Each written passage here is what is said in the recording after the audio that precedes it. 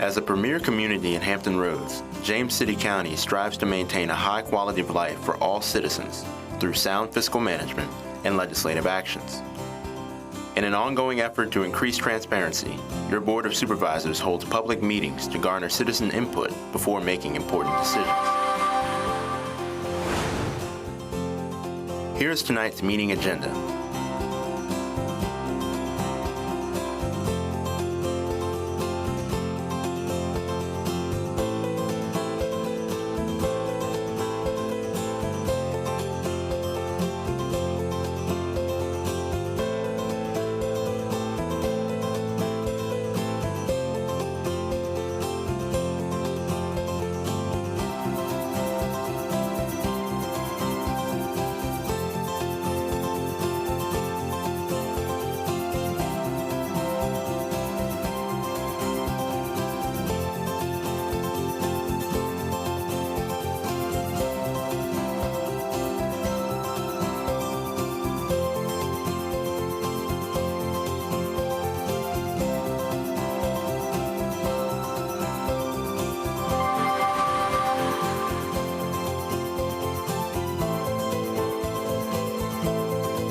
Stay tuned. The Board of Supervisors meeting will begin shortly.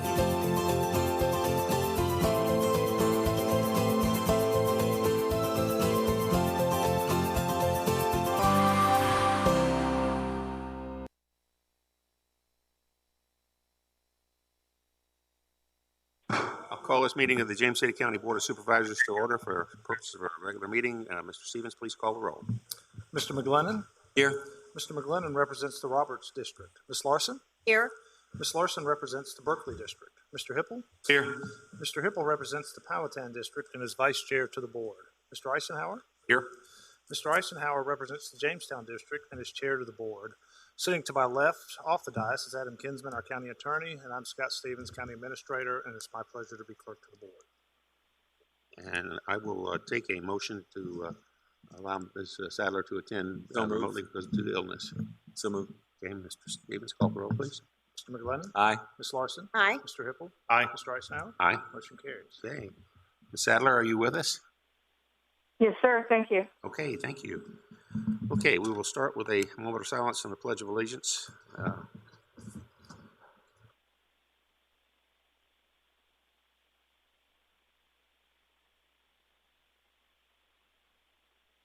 Allegiance. United States. Public.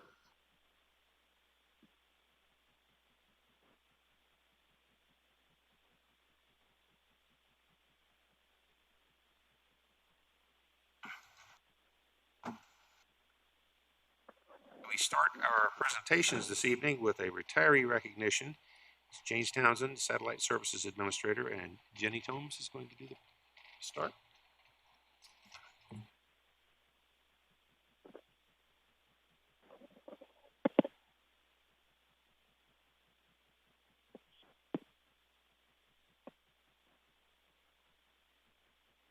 Everyone. Jane Townsend, who recently retired from our Satellite Services office. She began her career with James City County in June of 1995 as a permit technician with Building Safety and Permits, then Code Compliance. After about 6 months, she moved to a position with Development Management, and 4 years later, she landed her role as the manager of the Satellite Services office. During Jane's tenure at the Satellite office, she became familiar with the duties of most citizen-facing departments in the county. She built relationships that provided services to the citizens of the upper end of the county that until then were only available at the county complex. In April of 2000, Jane took on the task of becoming a DMV Select, an enormous undertaking, especially with the small staff and space that the office has. Since then, thousands of James City County citizens, as well as citizens from our surrounding neighbors, receive DMV services without the waits associated with a full-service DMV and with the smiles and compassion James City County employees are known for. She later added the selling of Easy Passes to the list of the office duties. As a citizen living in the upper end of the county, I can attest to the number of citizens that consider Jane Miss James City County. She has always been willing to help our citizens with any and all manner of situations, whether they fell in her purview or not. When DMV approached me about having the Treasurer's Office become a Select as well, Jane was my first call. She was immediately on board and willing to assist in the training of the treasurer's staff for this endeavor. And in true James City County fashion, she pushed back her retirement not once, not twice, but 3 times to make sure she was available for this monumental task. When COVID changed our world, DMV was no longer able to provide the training necessary for our select to open.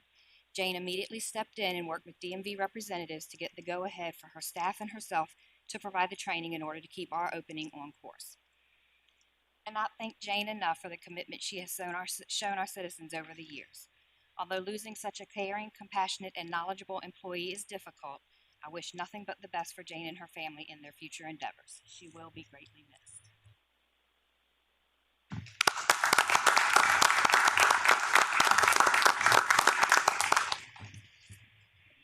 And my name is Sharon Day. I'm the Director of Finance for the county, and I had the pleasure of supervising Jane directly for the past year or so. And one of the things that I did want to mention tonight, me being new in my position, I had lots of ideas and things that I wanted to do and things I wanted to change, knowing very little about the operation. And so I was a little reluctant to bring those changes before Jane, not sure how those would be received. And much to my surprise, Jane not only welcomed those suggestions, but she took charge of those suggestions. You've already heard tonight that she was the first phone call that Jenny made. She was very much not only on board, but working directly with DMV as well as her staff to get their buy-in and really took charge. Also, if you've heard, she postponed her retirement and waited almost an entire year from the first time we had the conversation on when she was going to retire. We wouldn't be where we are today and have a DMV select on this campus if it weren't for Jean's efforts and her staff's. As you know, because of COVID, DMV closed. We didn't have anyone to train our staff. You're looking at the person that took charge of that, and DMV entrusted her to do that. And so I just wanted to kind of mention a little bit direct experience that I had with her. I only wish I had more time with her. Not only is she a good employee, she's a wonderful person.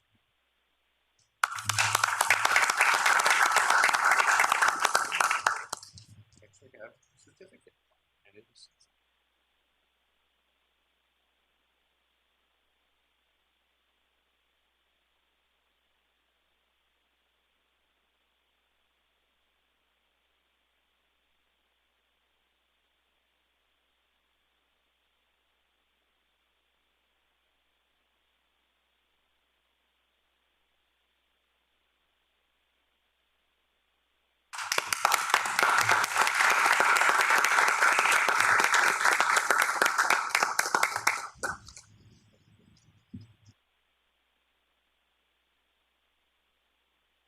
Our second presentation is a legislative update, and we have Congressman Rob Whitman here to give us that update. Thank you, sir, for being here.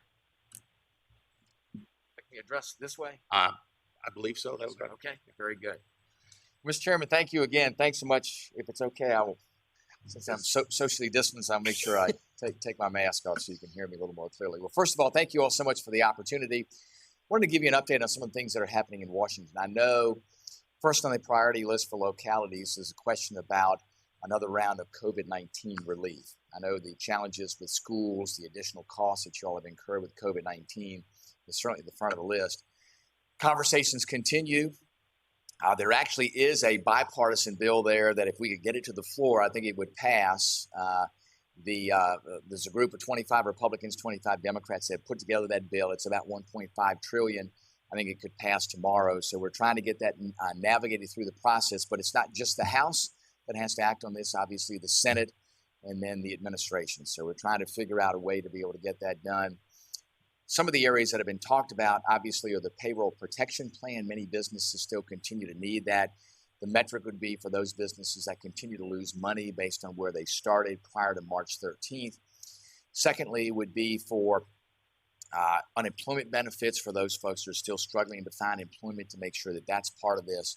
Another element, too, are the additional costs that local governments have incurred, especially school systems with the challenges that are found there. So our effort is to make sure we are doing all of that, doing it in a fiscally responsible way. Obviously, these are trillions of dollars, and they are borrowed dollars, so at some point they're going to have to be paid back. And when the debt gets to $27 trillion, which is just about where we are right now, it does have an impact.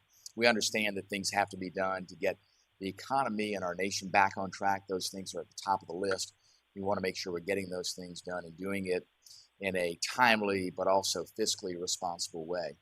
The good news, too, is that the National Defense Authorization Act, which is the blueprint for the nation's military, has passed both out of the House and the Senate.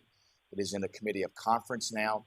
The good news is that the submarine that was taken out of that budget has now been put back in, which for our region is tremendously important, especially since those submarines are built just down the road at Huntington Ingalls Industries, better known as Newport News Shipbuilding. So the good news is those are added back in. I do believe strongly that it will pass. We're waiting for the conferees to be appointed so we work out the differences between the House and the Senate bills. So good things going forward. Several other bills that have passed that are of significant interest to the county. One is the Great American Outdoors Act. This has been years in the offing. A number of elements that I've been working on, as well as other colleagues for years, to make sure that we are funding the backlog of maintenance at our national parks, at our U.S. Fish and Wildlife refuges, at our national forest, are finally now going to come to fruition. So the challenges with things like the Colonial Parkway, whether it's the road there or whether it's the assets within the park system, the dollars there for maintaining those are now going to be there, thank goodness. So it'll be a continued effort to make sure that those properties are maintained. That's obviously a great asset for the region for those things to happen, as well as our refuges. We want to make sure our refuges are there, accessible to the public. That is incredibly important.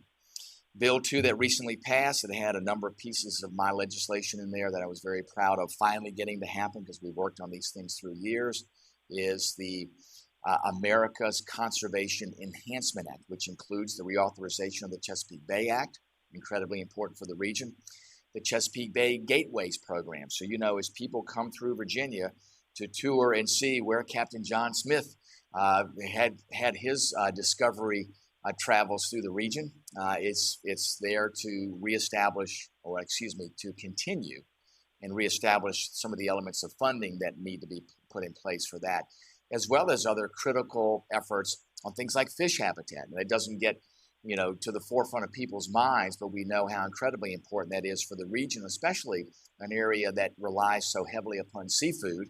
We want to make sure that those areas where the oysters and the crabs and the finfish start out their life are protected, so we have that great seafood industry that we all so enjoy, and it's become such a part of our area, and it's an incredibly important part of our area. So that's part of the America's Conservation Enhancement Act that has now passed the House and the Senate, is on its way to the President where it will be signed, and then that's, again, another great step on things that are incredibly important to the region's economy, whether it's our natural resources, the Chesapeake Bay, seafood, national parks, our public lands. All those things are incredibly important. So we're excited about those things happening. Those are going to have a positive impact here on the region. And as we know, Washington, unlike James City County, doesn't get its budgeting done on time, unfortunately. Instead, we have these continuing resolutions, which is just kicking the can down the road. You all have to adopt a budget on time, and it has to balance. I wish we would do the same in Washington.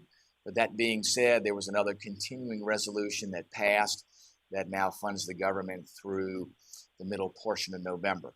Now, if you were to dream up a way not to run a government and not to run a business, what would you come up with? It would be a continuing resolution. So here we are again.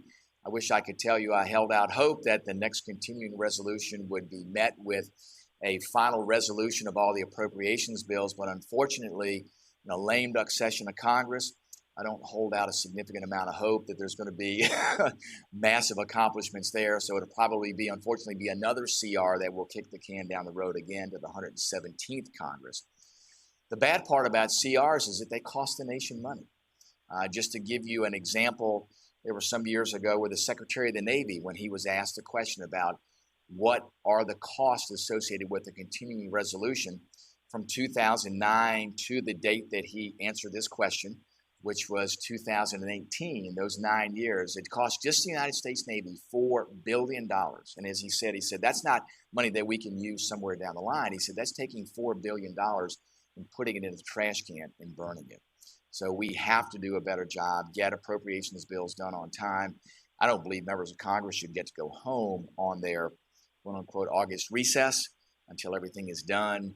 That's another issue for another day. Hopefully one day that will happen. But anyway, so I would expect in the programs that you all rely upon and the dollars that come down will stay status quo as long as we have this continuing resolution in place, because nothing new can start under a continuing resolution. So that's pretty much the lay of the land, the landscape that's happening in Washington, from COVID-19 relief package to bills that have come through, national defense, natural resources, all that have a significant impact on the region. So with that, Mr. Chairman, I'm glad to answer any questions or take any comments that you all may have. Very much, sir, for being here and giving us that update. Any questions? I just didn't know if any of the relief had anything about revenue replacement for localities such as ours. I know that that's can get down to more of a state level, but didn't know if the federal would look at anything like that. It's great if they're looking at schools and that type of thing, but for us, being in the tourism, and so much of our economy depending on tourism, and not seeing any relief on that, we are seeing visitors here, but nowhere near to what we were. So we've probably got another year of seeing a downturn in our economy. So didn't know if there was any hope of any revenue replacement possibilities for states to then pass to localities. Supervisor Larson, there have been some discussions about revenue replacement. Really, the debate is about where would those dollars specifically go within those local governments. Right now, as you know, the dollars have come to the state, and then the state has distributed them down to the local level. What I would like to see is for those dollars to be block granted to localities, so that you all know best about where you need those dollars and in what areas they can be placed. So in that area, it may not be specific to revenue replacement, but it would be to the locality, hopefully with few strings attached, so you all could use it where you need revenue to be placed where you're not receiving it now based on receipts from taxes. So that's probably the way it would end up. There's, like I said, everything's in a state of flux as far as what happens with dollars that go to governments. I've been advocating, talking to the leadership and to the administration, and I believe that they need to go directly to local governments, not have to go through the state government and then have them distribute down to the locale. We've been fortunate that the state has passed down, even though in some conversation with them at the beginning, they would not commit to that. Now they have done that because they said that there was no language that was telling them that they had to do that. So, that I realize that the state has taken a hit, but this is where the rubber meets the road, just as you said. So it would be good for localities if there was a little bit more behind for our sake. So, Supervisor Larson, I couldn't agree with you more. Having served on the local Board of Supervisors for a number of years, I know that you all have no place else to go when it comes to revenue and having to make that up. So I am very, very aware of that, and will continue to advocate to make sure that whatever comes up in the next COVID-19 relief package, that we try to get the dollars as directly to the local governments as we can without having to go through a number of steps. Thank you. And we do have a place we can go, and that's to our citizenry. Yes. Yeah. And then it's on us that we had to raise revenue because people that were higher up than us wouldn't do that. And so, so thank you. Yes. No, I agree. I fully understand that because, and when things aren't happening at the federal level, the state level, and they fall on your shoulders, then as you said, people don't want to hear, well, it's the state's fault or it's the federal government's fault. They want to know, well, why am I having to pay more? So you're exactly right. Thank you. Sure. Thank you. And I believe Ms. Sadler has a question for you. Sue, are you on? I am. Good evening, Congressman. Thank you so much for being here tonight. I just wanted to take an opportunity to personally thank you for your wonderful, and I might add, comforting leadership. It's always there, but especially this year during the pandemic. I appreciate how your phone lines were always open. Your staff were and are readily available to answer questions and provide helpful direction. I think this was new for all of us. So every time you had a town hall that I could jump on, you answered questions, you gave local officials answers, and provided very helpful information that we could then pass on to our citizens here locally about PPEs and financial assistance and assistance for businesses. And I can't thank you enough for the help that you've provided. And I'm just extremely grateful. And I just did want to pass that on. And please thank Mr. Schumacher and your staff. They're always at the ready to help out in any way. And I just wanted to express my deep appreciation.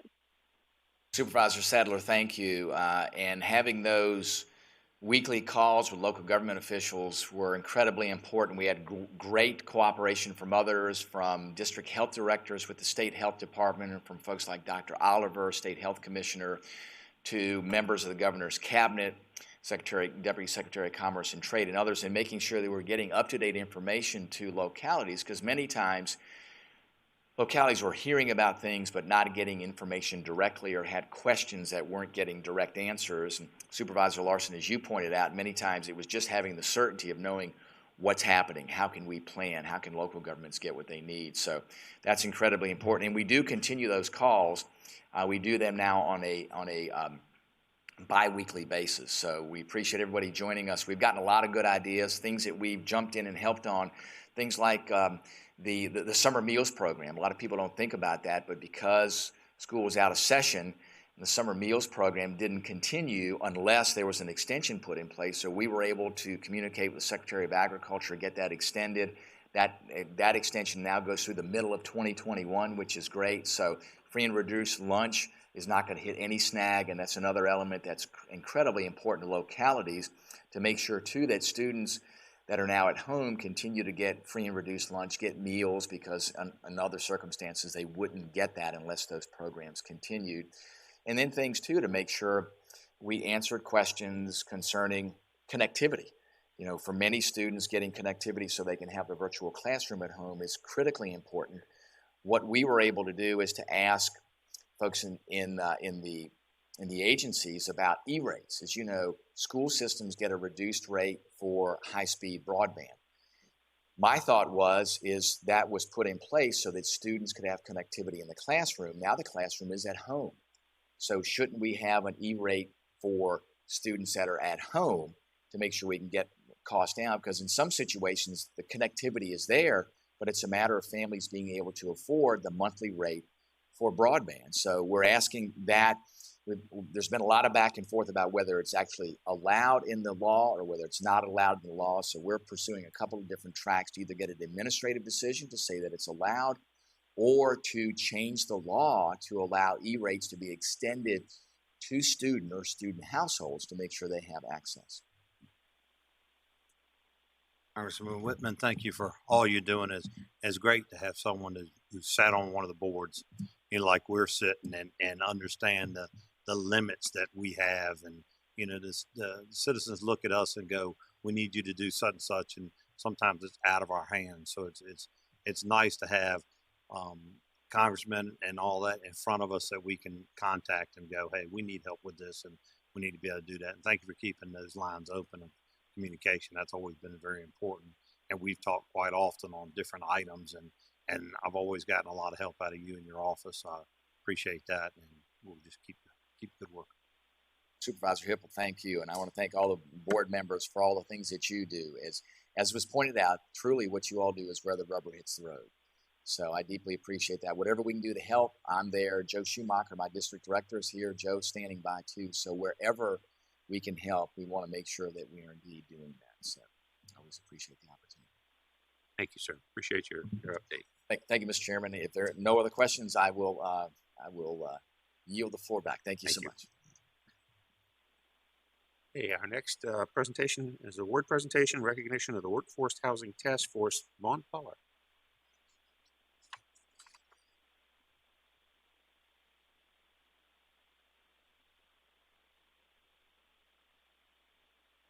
Good evening, Mr. Chairman, members of the board. This evening, I am sharing with the board that the county was recognized by the Hampton Roads Housing Consortium on October 8th at their 14th annual award recognition presentation. This year, of course, it was virtual, which was a very different experience. But the award, the county was awarded for the Workforce Housing Task Force, and I'll read here briefly. James City County was recognized by the Hampton Roads Housing Consortium with the Special Project Housing Partner Award. The county is receiving the award because of the successful work performed by the Workforce Housing Task Force. The task force was initiated by Goal 3 of the 2035 Strategic Plan and had its first meeting at the close of 2018. The year-long effort was led by a team of 14 local and regional leaders, all focused on developing and identifying solutions to providing workforce housing in the county. The result was a toolbox of initiatives that could be implemented to increase housing options for working individuals and families at all income levels. James City County appreciates the financial support provided by a community impact grant from the Virginia Housing and the consultant services it received from Virginia Center for Housing Research at Virginia Tech and LSA Planning. The Workforce Housing Task Force findings are poised to serve as guiding principles for the housing chapter in the current update of the county's comprehensive plan.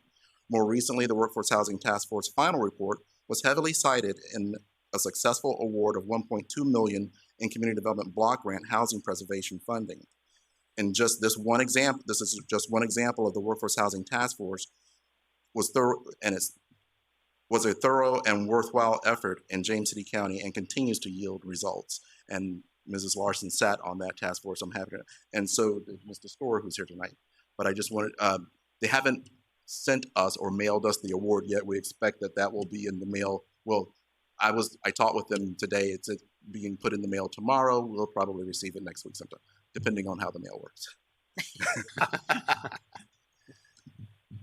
That's all I have. I would like to interject that I'm very glad to see this award. This Workforce Housing Task Force put a lot of thought and effort and a lot of work into their product, and I know it's frustrating for them sometimes, the slowness with which the wheels of government turn, but they've given us a lot to chew on. And I really think that it's got to change in the right direction. Okay. Okay, we have next is a Community Video Center staff of the NATOA Awards, Mr. Patrick Page. Thank you, Mr. Chairman, members of the board. It's my pleasure to inform you that James City County efforts of our staff have received awards from the National Association of Telecommunications Officers and Advisors, NATOA. Awards include 4 awards of honorable mention in the areas of public safety, public health, public service announcements, and public community meetings. 1 award of distinction in the area of profile of a city or county department, and 1 award of excellence, or first place award, for the area of public education. Community Video Center staff takes pride in producing quality, informative, and educational videos for the public. Here's a short video presenting the awards.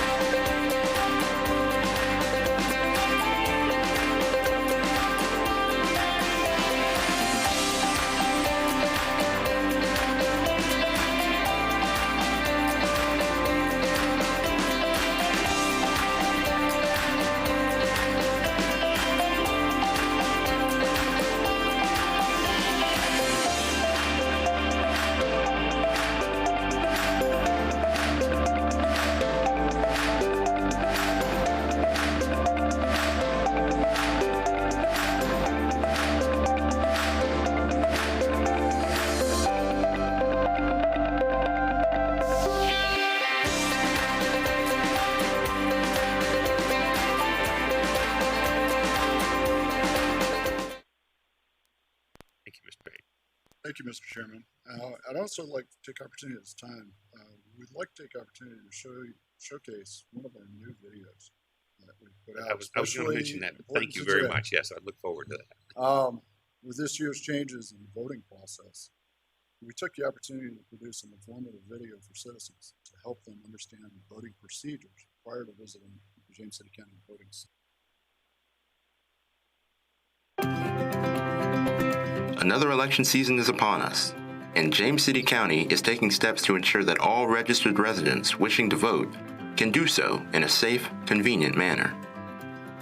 New state laws allow voters to cast their ballot up to 45 days prior to Election Day. Those wishing to do so in person can visit the James City County Voting Center, located inside the Recreation Center at 5301 Long Hill Road. The voting center allows county residents to vote in person or to drop off completed mail-in ballots. Here's how it works. Upon arriving, a greeter will ask whether you're dropping off a mail-in ballot or voting in person. Those dropping off will be directed to the mail-in ballot drop box. Simply place your ballot into the drop box. Election officials collect and secure ballots at the end of the day. Those with a physical disability or concerns about going inside due to COVID-19 can use curbside voting to cast a ballot without leaving their vehicle. Please turn on your hazard lights so we know you're there.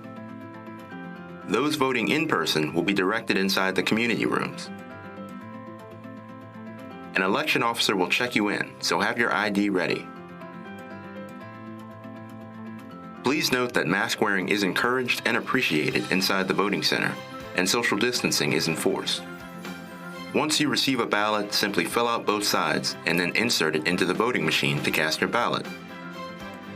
Don't forget your I voted sticker before you leave. Even in uncertain times, James City County remains committed to providing exceptional public service. Whether you choose to vote by mail or in person, our election officials will work to make sure your vote counts. We'll see you at the polls.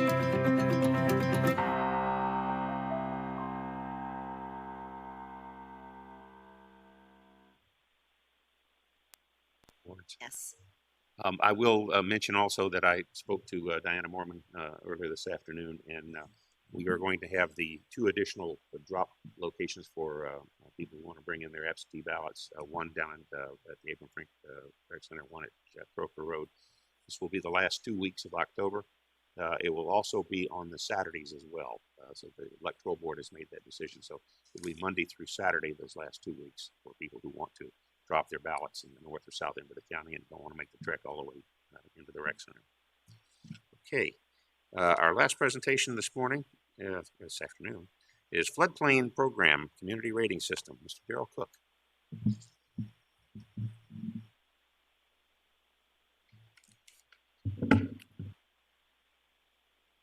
Thank you, Mr. Chairman, members of the board. Just want to give a little background on our flood insurance program before I turn it over to Zane Hatzik, who's a FEMA representative that's going to talk about our recent rating for the community rating system. James City County participates in the National Flood Insurance Program. This allows county residents and businesses to obtain federally backed flood insurance. There are approximately 1,000 policies currently in force in the county. FEMA also created a program called the Community Rating System that was instituted to provide incentives for localities to go above and beyond the minimum requirements of the flood insurance program. And the goal of this program is to provide additional protection to the citizens and to minimize flood damages.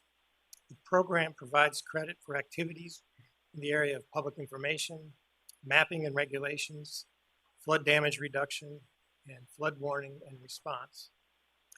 The incentive for communities to participate in the CRS program is that citizens with these flood insurance policies will receive a discount in their premiums. James City County has participated in the Community Rating System program since 1992, shortly after entering the flood insurance program. Participating community programs are reviewed by FEMA every 5 years to determine their classification in the program, which in turn determines the policy discounts that are available to residents. So tonight we have with us remotely tonight Zane Hadzik from FEMA, and also a representative from the Department of Conservation and Recreation, who will be presenting the results of the rating classification that was recently completed by FEMA. Zane? Thank you, everyone, and thank you for the opportunity. I'm very sad that I cannot be there in person.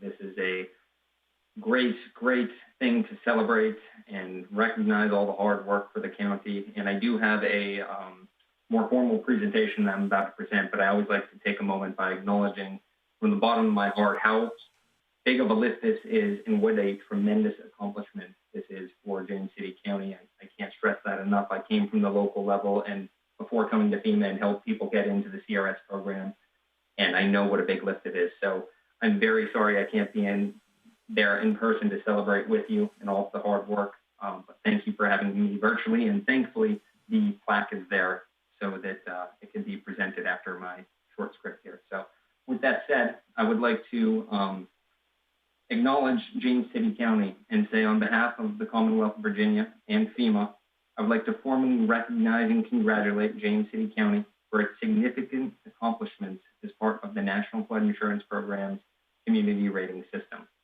Throughout the U.S., as you heard, there are over 22,000 communities voluntarily participating in the NFIP, with 290 located in the Commonwealth of Virginia. To join and remain in the NFIP, each community must meet certain minimum criteria or standards, and a small number of communities, approximately 5%, go above and beyond, and that's 9% in the Commonwealth of Virginia. And they go above and beyond these minimum standards to enter the CRS program. This additional effort produces activities that result in a safer community that are more prepared for future flooding events, including but not limited to the community outreach and education, higher regulatory standards, free board, open space. And James City County is one of an elite group of 27 Virginia localities that have made a commitment to reducing flood risk and increasing resiliency through their ongoing efforts and participation in the community rating system. The community rating system includes 10 different class rating levels based on the number and type of activities voluntarily initiated by the participating communities. Each level corresponds to a % discount on NFIP policy premiums within the locality. Today, we are here to acknowledge James City County's CRS class rating classification of a Class 5. This rating is something you should be incredibly proud of. Class 5 is a tremendous accomplishment. We are very excited about James City County's increased resiliency to flooding, and although the reduced flood risk is very important, the flood insurance premium discount awarded to a Class 5 community is also important for the citizens. Each NFIP policy in the special flood hazard area in James City County receives a 25% premium discount and qualifies each eligible policyholder for an average of $284 savings on your annual premium. This 25% discount would apply to over 338 policies. In addition, policies written outside of the special flood hazard area get a 10% premium discount. Overall, a Class 5 rating results in a total savings of over $101,000 annually for the citizens in James City County, contributing to more than $7 million savings statewide or Commonwealth-wide. James City County's leadership, hard work, and accomplishments in flood management are to be celebrated and commended. On behalf of the Commonwealth of Virginia, the Federal Emergency Management Agency, and the National Flood Insurance Program, we would like to sincerely thank James City County and its hardworking citizens and staff. And again, I'm very sorry I can't be there in person to present the plaque to you. But with that, it's time to hand the plaque. And thank you again for the opportunity and all of your hard work. Sure. And before we do the plaque, I did want to point out that I'm the CRS coordinator for the county. It's certainly a team effort, and there are some members of the team that are here tonight. Christy Parrish, the zoning administrator, Tom Coghill with building safety and permits, and I believe Kim Hazelwood is also here, and GIS supervisor. And they do a tremendous amount of work in the program. They support the program on not only a daily basis, but also in the special projects that we do that helped us achieve the rating, which Mr. Hazick didn't mention, but we're the first community in the state to achieve a Class 5 classification. So, we're really proud of that. And there's other, like emergency management and housing office also perform activities related to the program. And then I also wanted to finally mention assistance we received from Mary Carson Stiff with Wetlands Watch. She had provided just extremely valuable assistance to us in helping us prepare documentation for our open space preservation activities, which got us a lot of points in the program, a lot of credit. Without her assistance, with her assistance, it was very instrumental in helping us achieve this Class 5 rating. So, Mr. Eisenhower, we can give you this very nice plaque. And I'll take it back to the office. You take it back to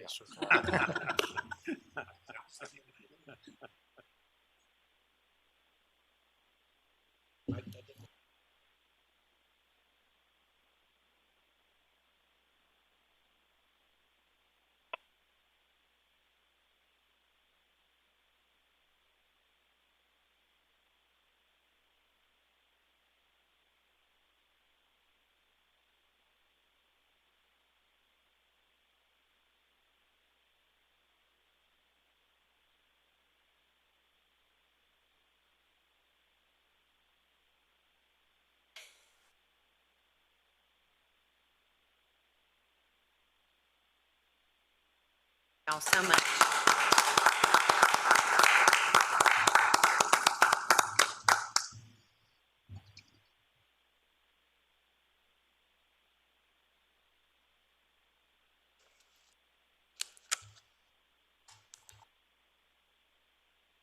Next on our agenda is public comment. We have speakers this evening. Our first speaker will be Peg Borman.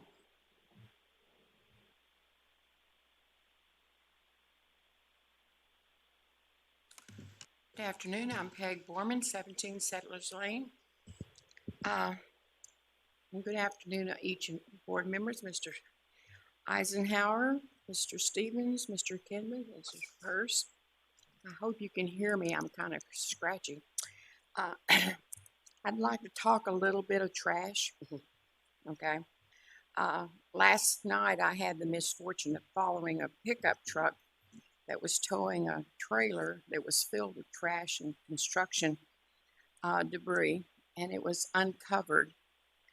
And on the street where we were started out at, it was like less than 45 miles an hour. There was not a problem. But once we went above that 45 mile an hour, the debris and the litter began to fly out of the truck and out of the trailer. That was an example of the loads that should be covered and covered correctly. Just my trash talk. Now, I want to thank Mr. McLennan for coming out on Saturday and getting wet. We really appreciate that. And I'm going to give you a report on that occurrence. It was our 7th annual Litter and Recycling Day, Expo. And it was all good till about 9:30. We had a little sprinkling. And about 10:30, light rain. 11:30, I began to try to decide whether or not we should shut down or not, because we were supposed to go until 1 o'clock. By 12:15, it was a washout. But I'm still going to be positive. We had 126 cars total and 168 people total. And the breakdown for that is that James City had 136 people and 103 cars. Williamsburg had 25 people with 18 cars. York County had 5 people with 3 cars, and then we had other jurisdictions with 2 people and 2 cars. Our volunteers We had 6 from the Clean County Commission, 3 from Keep James City County Beautiful. We had 5 from the James City Ruatan Club, and we had 1 from VFW 8046. Now, we may have had miscommunication with VIPSA. I work quite closely with David Manka, but we had so many cars coming in to begin with that was supposed to be going to the household chemical. But we also had people coming in from last year that wanted to recycle their paint, which we didn't have the paint people there this year. But we had folks coming because then from there, household chemicals saying that they didn't know anything about us being over there. So Tim took a flyer and went over, and we had people coming then. We had the Restore had the truck was half filled, Gone for Good had 6,036 pounds of paper that they shredded, and that's compared to, in 2.5 hours, and that's compared to 3,000 pounds in 4 hours last year. I just want to say that we missed all of you. I'm sorry you didn't come out and get wet with us, but I understand. And now I've got a little sore throat from it. But needless to say, we had a good day. We had very little foot traffic, and it was not a complete washout. And so thank you for hearing my trash talk. Thank you, Ms. Bourne. Hey, our next speaker is Randy Taylor.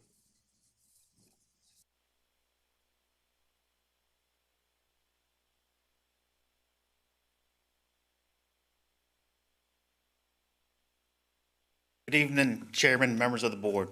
My name is Randy Taylor. I reside at 7112 Church Lane, Toano, in the Stonehouse District. I'm here this evening to request James City County help with enforcing the requirements of a certain land disturbance permit for 8450 Richmond Road, owned by Mr. Walker Ware. As many of you know, my family owns the Taylor Farm on Richmond Road in Toano at Anderson's Corner. My grandfather, Stuart Taylor, bought the property in, I believe it was 1951, and he lived there and farmed there for the rest of his life. He also served on this board as a member of this board for over 26 years. If any of you have driven by the farm in the last 10 months, you might have noticed the land disturbance activities across the street on the property owned by Mr. Ware. Mr. Ware has been hauling and placing fill dirt on the property across the street since the fall of last year. He has a land disturbance permit issued by James City County for his activities. However, I don't believe he's following his approved plans. His approved drawings and permit allow him to raise the elevations on his property by filling in a ravine that has been created by water running off the VDOT right away over many years. However, his drawings also show him installing a 30-inch reinforced concrete pipe in this area as well to keep the drainage flowing. To this date, Mr. Ware has continued to haul in fill, raise that area up, but he hasn't put in a pipe. Henceforth, he's blocked all the water flowing off the highway. Now, every time it rains, water backs up in the median strip and also backs up on our property across the street. With that, and this has been going on for, close to 10 months. Not only does the water back up, like you said, not only does the water back up in the median, it backs up on our property. The soybean crop we have right there on that property, a portion of it has been damaged, and even if part of it is salvageable, most likely won't be able to be harvested in this area because it stays so wet. There's no way farmers going to get his combine through this area without getting stuck. Myself and other family members have contacted Mr. Ware, James City stormwater officials, VDOT, and members of this board on multiple occasions. Every time we get the same answer: nothing we can do, not our fault, or we'll look into it and get back to you. And Mr. Ware I've talked to Mr. Ware, he points the finger at VDOT, VDOT points the finger back at Mr. Ware, and James City County points the finger at both of them. To this date, nothing's been done about it as far as I know. And, as far as I'm concerned, it's Mr. Ware's fault that this has happened because he's filled it in and hadn't put the pipe in. But James City County and VDOT need to enforce the stipulations. They need to make him put the pipe in or either remove the fill. I've been able to pull up on Permit Link, the James City County records, and it shows that Mr. Ware hasn't had a passing land disturbance inspection since February 24th. So what's that, 8 months? I'm in the construction business, been in the construction business all my life. Worked in James City County all my life. There's no way James City County officials would have let me go this long on a project doing what he's doing and not enforcing the rules and regulations. Just no way. He's put in up to 15 foot of fill and he hasn't installed a pipe. There's nobody with any sense would have put that much fill material in and then go back and dig through it to install the pipe. And I can assure you, I've known Walker all my life, he's nobody's fool either. He doesn't have any intention of installing the pipe. And if you don't believe me, you can ask him yourself. I'm sure he'll tell you the same thing he told me. It's VDOT's fault. They don't have a right of way, and I'm not installing the pipe. So again, I'm just here tonight asking James City County to look into this problem, do the right thing, and enforce the rules. And if that means shutting him down, giving him a stop work order, pulling his bond, and the county hiring somebody to do it, then so be it. Known Walker all my life, don't have anything against him. In fact, I called him, told him what I was going to do, anything I could to make him fix it so he doesn't back the water up on our property. Don't care what he does over there as far as what it looks like or anything else. Just need the water off of our property and also out of the VDOT right away because it's going to cause an accident. The water pond's in there. It doesn't drain. Every time it rains, it backs up. I've got pictures here if anybody would like to see them. Don't know if there's any way to put them up, but regardless, anybody can drive by there anytime they want to take a look at it. It's a mess. Thank you very much.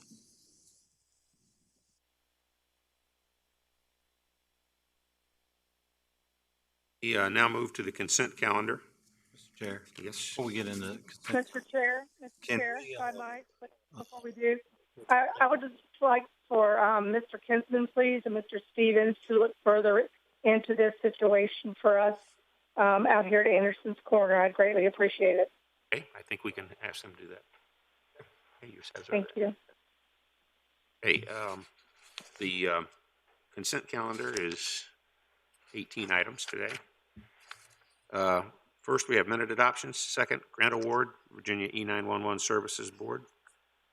Number 3, grant award, Department of Motor Vehicles Alcohol Enforcement for $21,000. Number 4, grant award, Department of Motor Vehicles Speed Enforcement, $21,000. Number 5, grant award, Department of Motor Vehicles Occupant Protection, $6,132. Number 6, grant award, Justice Assistant Grant, $11,119. Number 7, grant award, Coronavirus Emergency Supplemental Funding, $48,875. Number 8, grant award, Port Security Grant Program, $407,768. Number 9, grant award, State Homeland Security Program, $21,100. Number 10, grant award, COVID Homelessness Emergency Response Program, $129,630. Number 11, grant award, Kinship Navigator Program, $46,556. Number 12, grant award, Center for Tech and Civic Life COVID-19 Response Grant, $38,745. Number 13, grant award, COVID Homelessness Emergency Response Program, $90,141. Number 14, appointment of Animal Control Officer. Number 15, dedication of streets in Phase 7C of Powhatan Secondary of Williamsburg Subdivision. Number 16, contract awards, General Construction Annual Services. Number 17, memorandum of understanding between Hampton Roads localities and Hampton Roads Sanitation District, mutual cooperation in the retrofit enforcement of grease control devices. And number 18, next generation 911 participation agreement. Those 18 items, I'll look for a motion unless anybody wants to pull one for discussion. The only thing I was going to pull if they were here was the appointment of the animal control officer, but I don't see them here. So, okay, I'm not going to. Chief's here and can speak to that if you have a question about it. No, I don't. Okay. So, thank you. So I'll move the consent calendar. Stevens, call the roll, please. Mr. Hippel? Aye. Mr. McGlennon? aye. Ms. Sadler? Aye. Ms. Larson? Aye. Mr. Eisenhower? Aye. Motion carries. Okay. Public hearings. Our public planning commission representative tonight is Ms. Julia Leverance, and I believe she's attending via remote as well. The first public hearing is conveyance of 114 Nino Lane to Jcsa. Mr. Lavin, you're going to do the honors for us. Good thing I promise you this is not presentation material. So. This is a cleanup item to transfer 114 Nino Lane from the county over to Jcsa. We have a few of these remnant parcels where in the partnership projects, they ended up in co-ownership. So we'll be bringing them to you every once in a while when we find them. But that's really all this is. Jcsa already paid for the property back in 1999. So. Any questions? Okay, and I guess this one does not require the planning commission. At that point, we'll open the public hearing. Any speakers for this one? We'll close the public hearing, and I'll look to the board for the motion. Motion to move the resolution. Yeah. Let's call the roll, please. Ms. Larson? Aye. Mr. Hippel? Aye. Ms. Sadler? Aye. Mr. McGlinnan? Aye. Mr. Eisenhower? Aye. Motion carries. Okay, number 2, proposed fiscal year 2021 to 2026 secondary 6-year plan. Mr. Leninger. Thank you, Mr. Chairman, members of the board. Each year, the Virginia Department of Transportation works with James City County Board of Supervisors to develop a list of projects priorities for this updated secondary 6-year plan. Through the SSYP, the county receives yearly state and federal allocations to fund proposed secondary improvements. Given the funding level expected in the next 6 years and the current projects underway, staff recommends the following priorities that mirror the Board of Supervisors' priorities from FY 2020 to 2025, with the addition of Centerville Road. The first priority proposed for the SSYP is Phase 1 of the Long Hill Road widening currently underway from Route 199 to Old Town Road.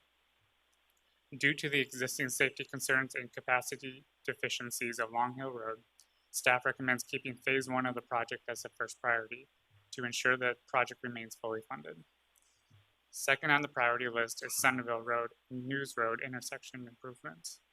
This project has a right turn lane on News Road and a right and left turn lane on Centerville Road and signalizes the intersection. The project is currently in construction phase. Staff recommends keeping the Centerville and News Road intersection improvements as the second priority on the SSYP to ensure the project remains fully funded. The third priority proposed for the SSYP is the Croker Road. This project will widen the section of roadway between Richmond Road and James City County Library from 2 lanes to 4. Staff recommends keeping this as the third priority to ensure the project remains fully funded. The fourth and fifth priorities proposed for the SSYP are the second and third phases of Long Hill Road. No funding has been allocated at this time. In addition, VDOT utilizes a special funding mechanism that provides annual allocations to localities for unpaved roads and bridge projects. For the unpaved road funding program, the priority project is Peach Street. This roadway was added to the Board of Supervisors resolution in October 2017. For the bridge funds, the priority project is Hicks Island Road Bridge. This is a 1-lane, 16-foot wide bridge and is fully funded. Staff recommends adopting the attached resolution, which endorses the secondary road priority list as set forth in this memo for the FY 2021 through 2026 SSYP. I'll be happy to answer any questions, and the representative from VDOT's here. Thank you. Questions for staff? Well, I guess my only question is, how do I get something on this? Like my intersections at Route 5 in Green Springs and Route 5 in Centerville, and because it's a little daunting that we're looking at 2026 and understanding that there's absolutely no money for those, but how do you work your way up? I think these are all worthwhile, but I'm disappointed. Can I just add to that as well? I was wondering the same thing because I continually ask for the stoplight in front of Stonehouse Elementary, which, boy, surprisingly enough, that school is virtual. I'm not hearing of any accidents out there right now. So Ms. Larson, I was actually wondering the same thing. How do you get in the queue for something that is desperately needed? Those are all really good questions. This Because, sounds like a press conference. no, because at the end of the day, I think they're all worthwhile projects. It really comes down to availability of resources. And the challenge specifically with the 6-year secondary program is the funding isn't there like it used to be. These last couple of years, really since sort of the big legislation changed in 2013, I believe it was, with House Bill 2. It used to be that the localities got a big chunk of change as part of this allocation. And that money went a lot further. I don't remember what it was. We're only getting $250,000 plus or minus each year. The cost of projects has continued to increase. And this particular pot of money just doesn't go very far. By way of two representative examples, simple stoplight, for example, one single stoplight that doesn't require any other intersection improvements, sort of the rule of thumb for budgeting funds is about $500,000 currently with the cost of construction and steel and everything else. When you get into intersection improvements like we're doing at News Road in Centerville with one stoplight and a couple of turn lanes, what is otherwise a fairly straightforward intersection, that project's running about $3.4 million. So just for sense of scale, not even getting into the value and the need for the project, just this pot of money just doesn't give us the resources necessarily to get that done. Certainly staff has tried to tap into the larger iceberg of funding these last couple of years. Some of the ones like Smart Scale are very ideally suited for large projects, certainly ones that are in that $10 million range. We haven't had an easy, good go-to pot of money for these ones in between. These projects that are in the $1 million to $10 million range. Right now, the best available revenue programs for those are, you've heard me reference before, the RSTP and the CMAQ pots of money. But again, with all of these, they're regionally competitive. So, the turn lane improvements that we're looking for to fund necessarily, let's say at the intersection of Route 5 or Centerville, or some intersection improvements up at Schoolhouse Lane in Rochambeau.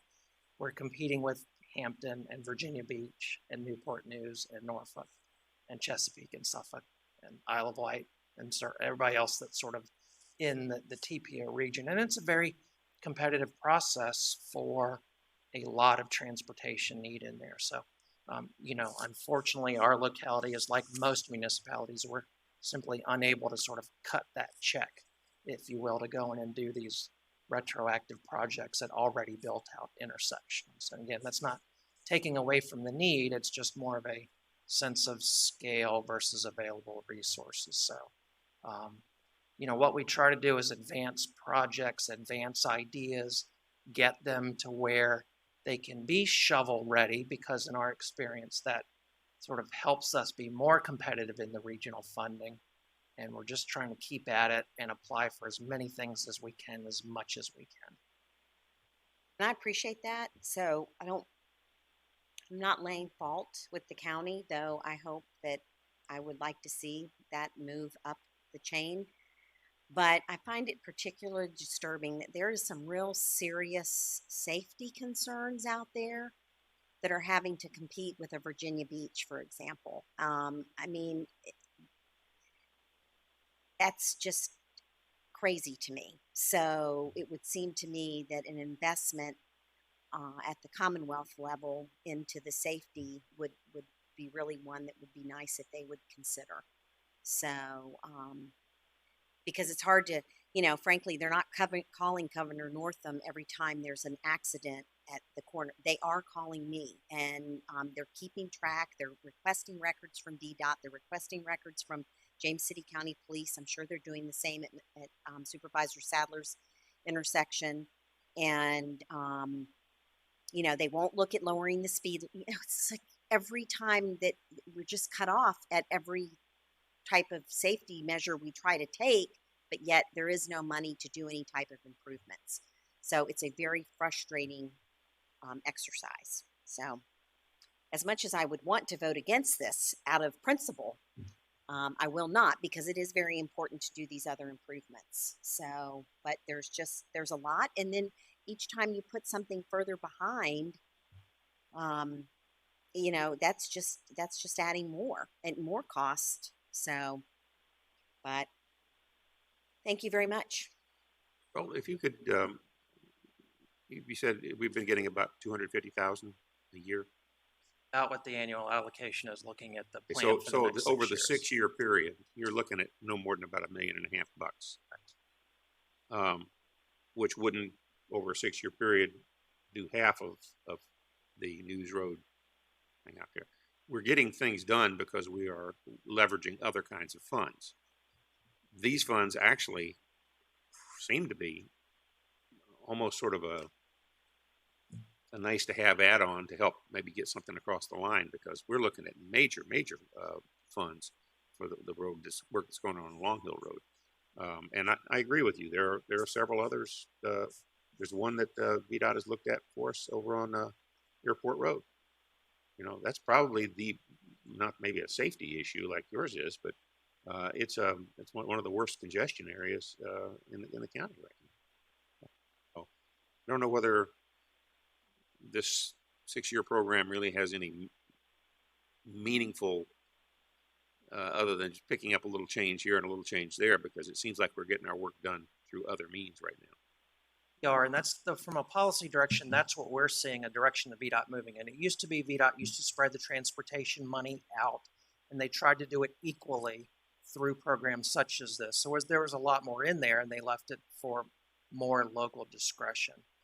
Really starting with that House Bill 2, and with some of the successes they saw with that. And then the Smart Scale, they, with all of their programs, started to be more regionally competitive and have started to move money, more of that money into those pots versus having it spread out. They're trying to get some of the larger projects done and have them fully funded. And again, you'll see that in some of the literature talking about the Smart Scale program, sort of funding sort of that top tier ones through completion rather than spreading out too much, too thin to kind of get really anything done, which was part of the problem historically. So yes, I just don't think this program is what it used to be. And you're sort of seeing the remnants of that in those funding levels. So let me just say, I know Mr. Hippel's been working very hard to get us some funding for some important projects around the county, and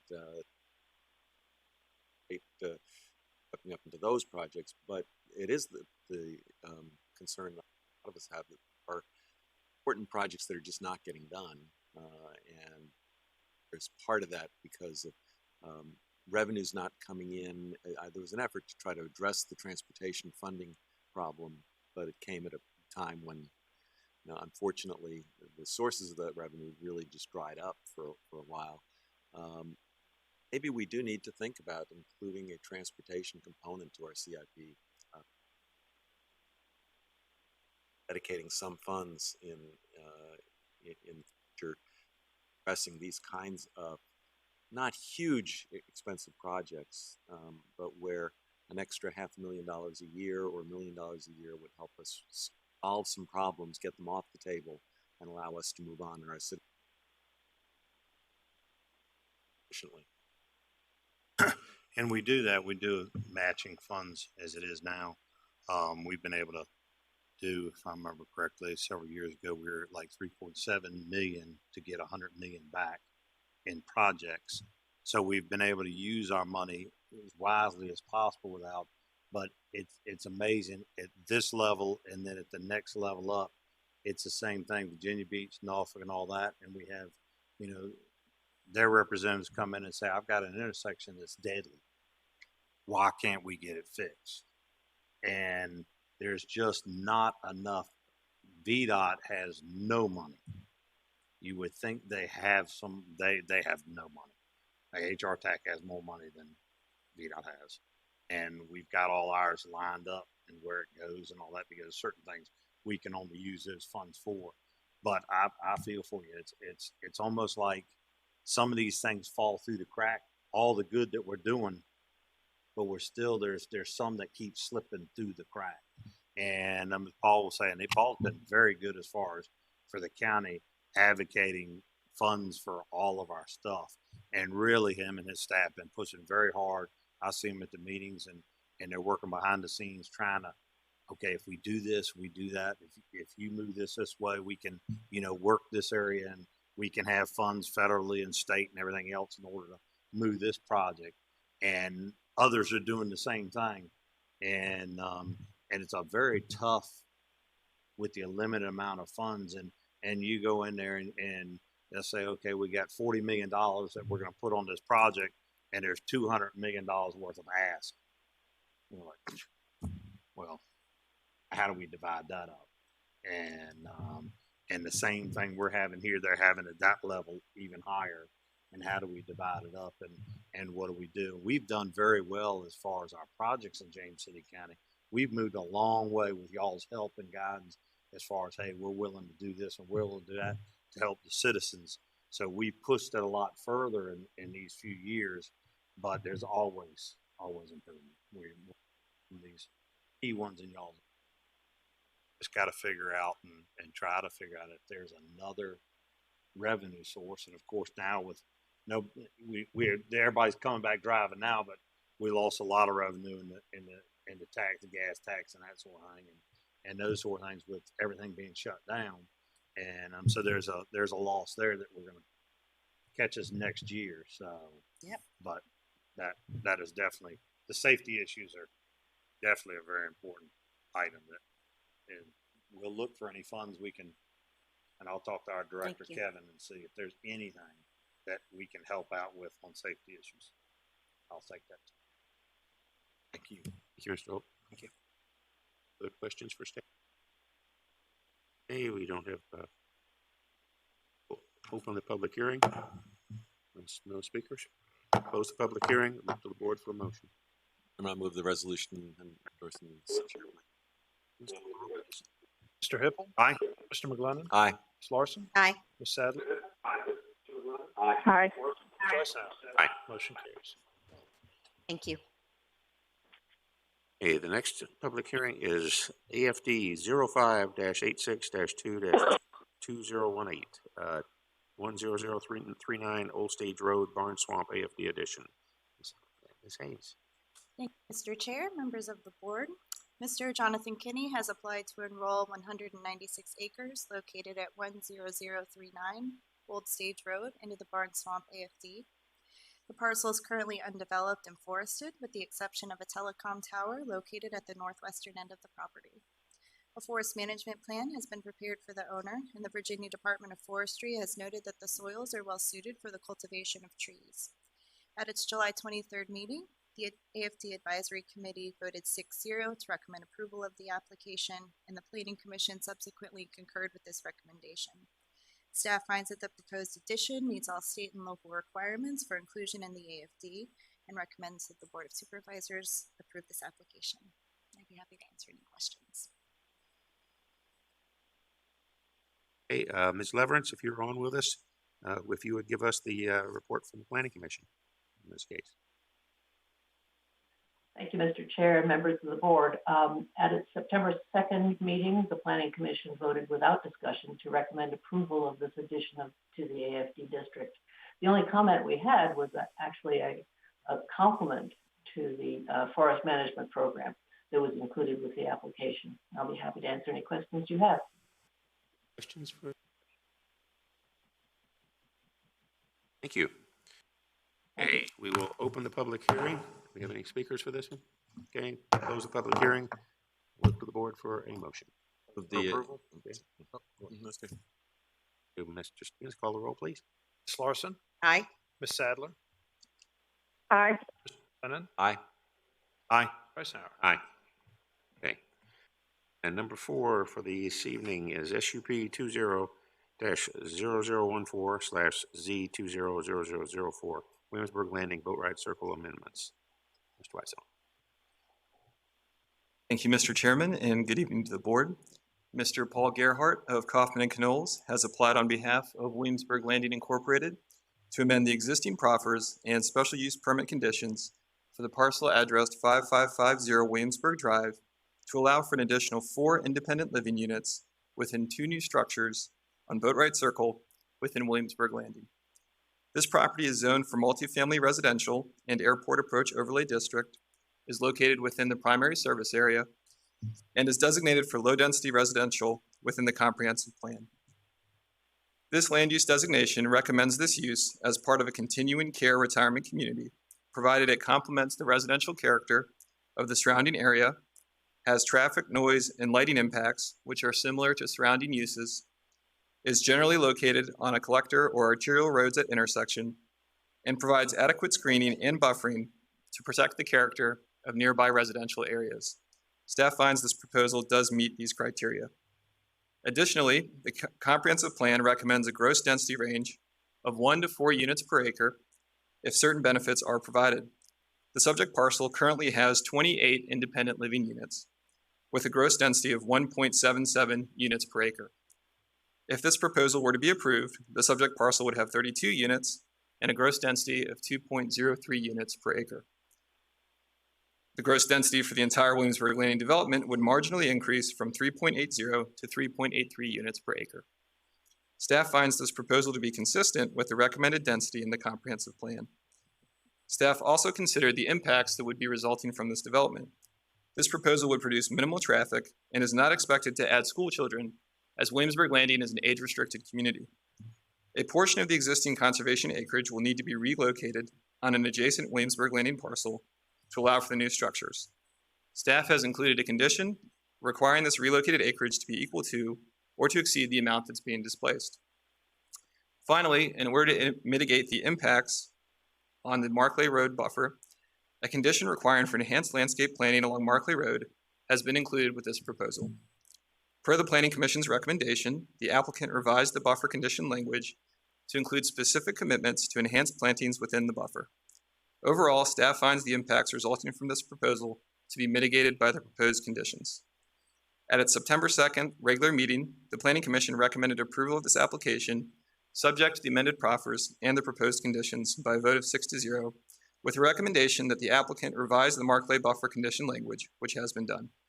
Staff recommends that the board approve this application subject to the proposed conditions and proffers. I'll be happy to answer any questions that you may have, and I believe the applicant team is here with us tonight as well. Thank you. Questions for staff? I may have a couple of things a little later on, Mr. Weissung, but first let me just thank you for the information that you provided me very promptly and very fully. So I'd rather wait till after the public comment.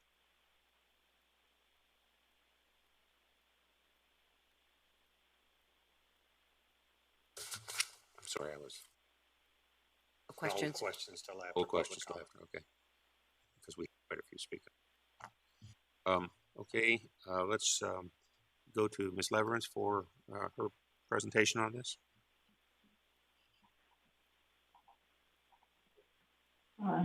There we go. Thank you, Mr. Chair, again, and members of the board. At its September 2nd meeting, the Planning Commission found the mitigations and the buffer improvements to be adequate to address our concerns and the residents' concerns. The construction disruption would be considerable but temporary, and this project does address the area's need, our county's need for senior housing.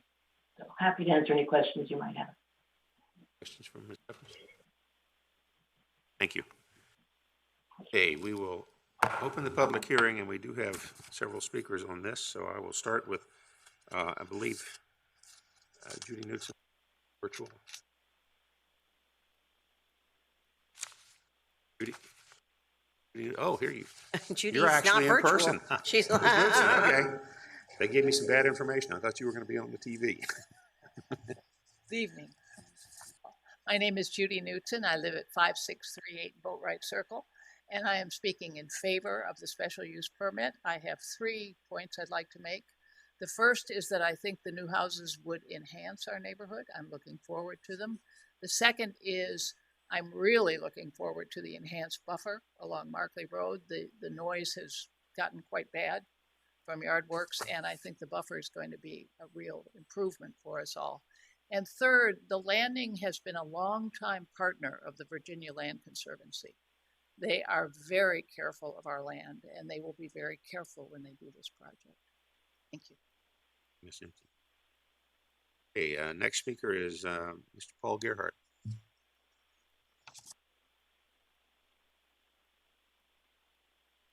Good afternoon, good evening, Mr. Chair, members of the board.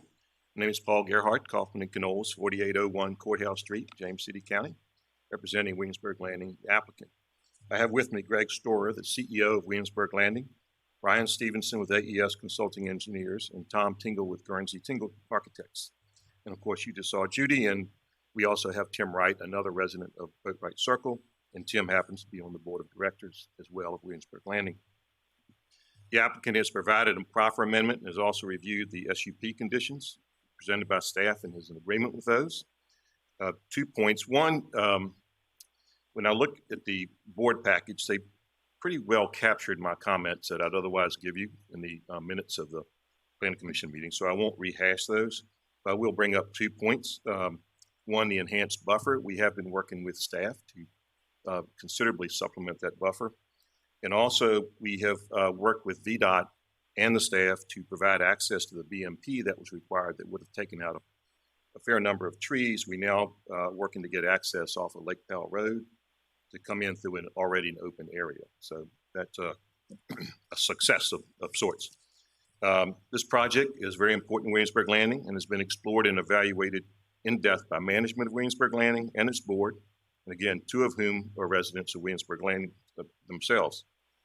As is well put by the staff in their report, taken as a whole, this proposal with proposed conditions will maintain Williamsburg Landing's commitment to open space design and enhanced environmental protection. The Planning Commission followed this with their unanimous support. We respectfully request your support, and I'm happy to answer any questions, and thank you for your time. Could you just go back over the question about the new access off Lake Powell Road? Yes, sir.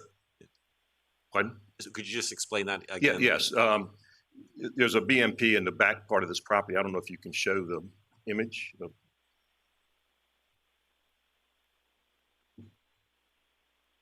And I have Mrs. Stevenson here who could correct me as soon as I explain something in engineering terms that's completely wrong. If you look in the back lower corner toward the, yes, thank you. There's a BMP, and the county was requiring us to have maintenance access for it and provide that maintenance access. It would have otherwise come off a Boatwright Circle or taken out part of the buffer coming in the backside from Markley Road. Instead, we've been working with VDOT to come in off of Lake Powell Road in an existing open space area. Mrs. Stevenson, did I catch that properly? Okay, I'm getting a thumbs up. Thank you. And as he had mentioned, the other I have here are Mr. Stevenson, Mr. Tingle, and Mr. Storer, who are available for questions if there are any questions for the board for them. Thank you.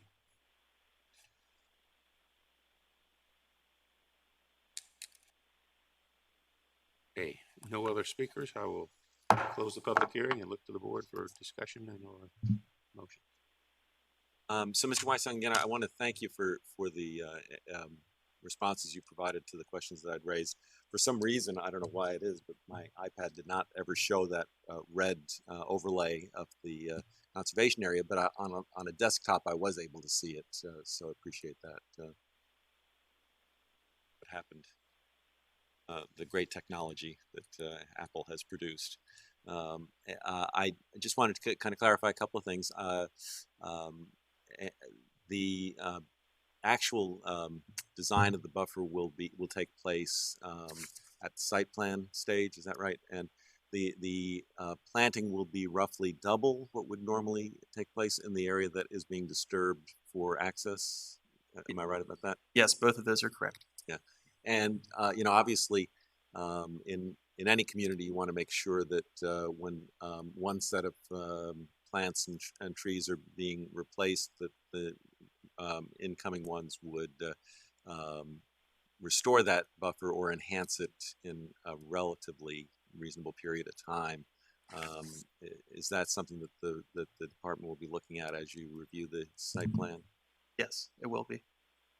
And I think the only other question I had was about that conservation area, so I appreciate that you directed me to that. And, I realize that there are people who will be affected. Could you maybe the applicant can answer this one a little bit better? Do you have a time frame for sort of a timeline as to how long this project will take to complete? Maybe we'll get Mr. Storer to address that. Right now, some things we've done to mitigate the development process. For example, we've required that the builder not work on weekends and work from, I think it's 7:30 to 4 each day. So we've constrained that. And we've also created 2 entry points coming off Markley, so they don't come through the neighborhood for any deliveries or construction traffic. But, Chair, members of the board, our tentative timeline would be to, if approved, start sometime in early 2021, and we're looking at about 9 months construction period time. From roughly the beginning of the year, maybe early fall. Early fall, September, yes. Yeah. Thank you very much, Mr. Stork. I have one thing I think I ought to bring up. I'm doing some work on personal house of Mr. Gerhardt, but we have not discussed or talked about this item at all while I'm working out there. I just wanted to make sure that everyone knew that was going on, but Paul and I have not discussed anything connected to this item or anything. Clarity one. As I think board members know, I was contacted by a constituent about concerns related to this resident uphill right circle, and I think that I've been satisfied with the responses that the applicant has made tonight on the questions that I've raised here. There is the obvious concern that I think Ms. Knudsen, or from a board member here, pointed to, which is that the neighboring industrial use is sometimes a bit intrusive into that particular neighborhood. And so I think that really does make the reestablishment and enhancement of that buffer critically important in this particular instance, so that folks can enjoy the quiet and the beauty of the area. And that I hope I understand there was a concern that there was some grinding of stone, and I understand that is not the case at Yard Works, that it may, if there is any, it's incidental as a result of a piece of rock getting into the mulch that's being ground up. I'm curious about the hours of operation and the degree to which there is dust and the like, but that's not directly relevant to this application, and so I'll be following up on those items, but otherwise appreciate the responses that you've given me tonight.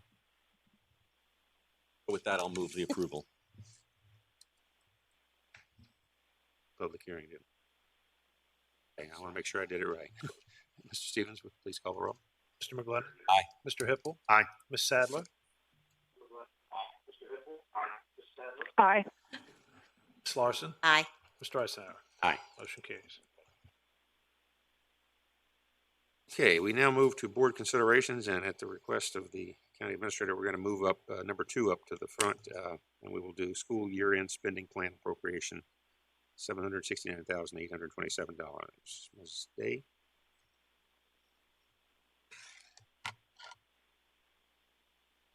Good evening, Chair, members of the board. At a meeting on September 15th, 2020, the Williamsburg James City County School Board adopted a spending plan for the fiscal year 2020 year-end funds totaling approximately $850,000. These funds represent underspending for the fiscal year that ended on June 30th, 2020. The school division estimates that the total year-end surplus is approximately $5.8 million. As part of the fiscal year 2021 budget process, James City County and the City of Williamsburg allocated $2 million of this surplus to support the school division's fiscal year 2021 operating budget. The remaining $2.9 million of the surplus would be returned to the funding localities. The county's share of the total local funding for fiscal year 2020 was 90.52%, and as a result, approximately $2.6 million would be returned to the county. The spending plan adopted by WJCC schools includes the following county funds of approximately $770,000: digital curriculum development, air filtration and air purifiers, protective learning shields, and child care assistance. Attached is additional information provided by the school division regarding their request. And the resolution, if adopted, approves the school board's requested spending plan and appropriates the funding in the county's special projects/grants fund. I would like to mention that the governor released notice late last week of an additional state allocation of federal CARES dollars of approximately $220 million. Williamsburg James City County's share of that is approximately $2 million. It's important to note that those funds require an extremely quick turnaround. Those dollars have to be spent, and the services and products must be delivered by November 30th of this year. It's my understanding that the schools will look to first utilize those dollars to the extent possible, and only request the additional $769 from the county on a reimbursement basis to the extent that they can't use their CARES dollars first. I also would like to mention that the school superintendent, as well as several members of our senior leadership, are here with us tonight to respond to any questions you may have. Well, let me just start with this, if I may. Dr. Heron, thank you for being here tonight, and especially for the careful management of funds that you had during the past year in order to produce a very significant surplus. We all know that we're in a situation where the amount of revenue that we need to provide essential services is limited, and the fact that there was such a significant amount of savings in a very tight budget year is very, very helpful. I was very pleased to hear about the governor's decision to release that funding, knowing that it has to be spent and acquired. Any goods that you may be purchasing have to be acquired by November 30th. Is a real challenge, and I recognize that. But I think what you're proposing to utilize that funding as much as possible first before having to draw on the amount you're requesting from the county and the city now is a very sound one, and appreciate very much what you're proposing here. So I do have a question, and I don't know whether it's best to go to Dr. Heron or whether it's to go to Mr. Snipes, but it's regarding the quick turnaround that is being required, and if you feel that's feasible at all. I don't know what supplies are like out in school plexiglass land and PPE. Also wondering what you think the future looks like as far as these types of things go. Are you thinking once there's a vaccine, you'll never need another face mask again? Or if you, I mean, I realize you can't look into the future, but what do you think the future of schools and this type of thing looks like? Evening. Good evening. Eisenhower board members, Mr. Stevens, thank you very much for considering our plan this evening, and thank you for your question, Mrs. Larson. Yes, we did just receive that late notice of the CARES Act funds, the extra $2 million, which was very unexpected. And obviously, there are some things that we can do before November 30th. In fact, it's actually December 30th now. Our first date we were given was November 30th, and then we got notification yesterday that we have until December 30th. Merry Christmas. in line with everyone else spending of funds. We've just got to certify by November 15th that we actually will use them all, or they'll go back to. There's a couple of items on the list for end of year spending that we will not be able to do before December 30th. First of all, there's a digital curriculum development. Teachers are involved in rewriting curriculum and putting it into a digital format for the second semester. So we know we won't be able to use the CARES Act funds for that because that's going to be ongoing over a series of weeks. The other thing that will be difficult to use by December 30th will be the childcare assistance. We followed your excellent plan for setting up a process for giving reimbursements to staff who need childcare. Currently, we're on path 2 with some students back in school and hopefully bringing more back in on October 26th. We are allowing teachers to bring their children to the classroom right. A special childcare set up for K through 3 for contact within school. Once we bring back the rest of our teachers and students, those two things will not be available. So to have an opportunity to give our staff $50 a week towards childcare would be an incredible asset that we could afford to our staff as we try to bring everybody back into in-person instruction over the next several months. So those are two things that will be difficult to expend. The other two items, the PPE, the air filters, we will do everything we can to get them here before December 30th. So we're using other CARES Act.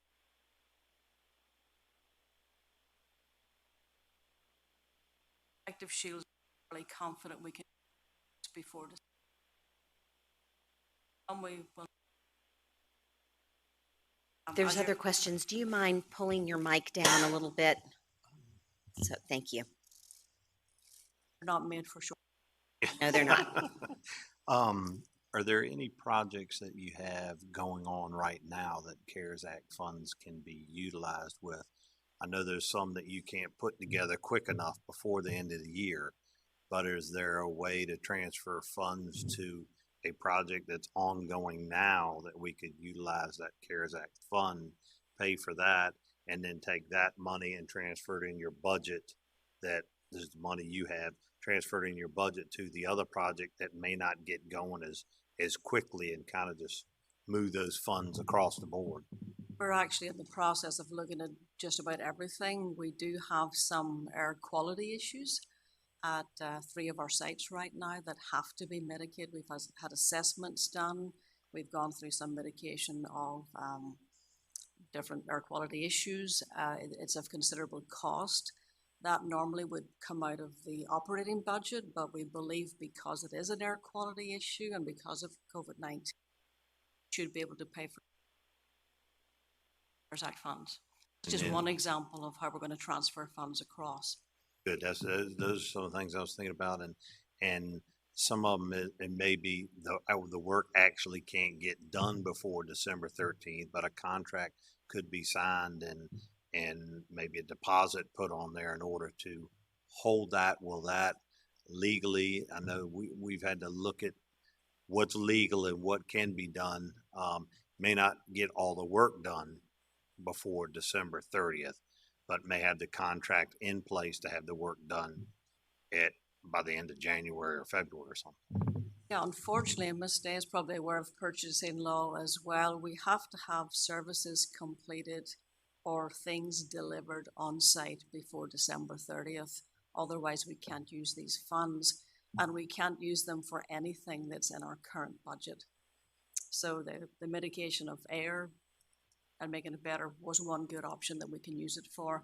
And we're looking also at some other instructional help for teachers in terms of monitors, speakers, microphones, different things which will help them with instruction in the classroom. So we're looking at all options and trying to work through it as quickly as possible. We actually certified to receive the money today, and as soon as we receive that it's all in place, we will start working on it.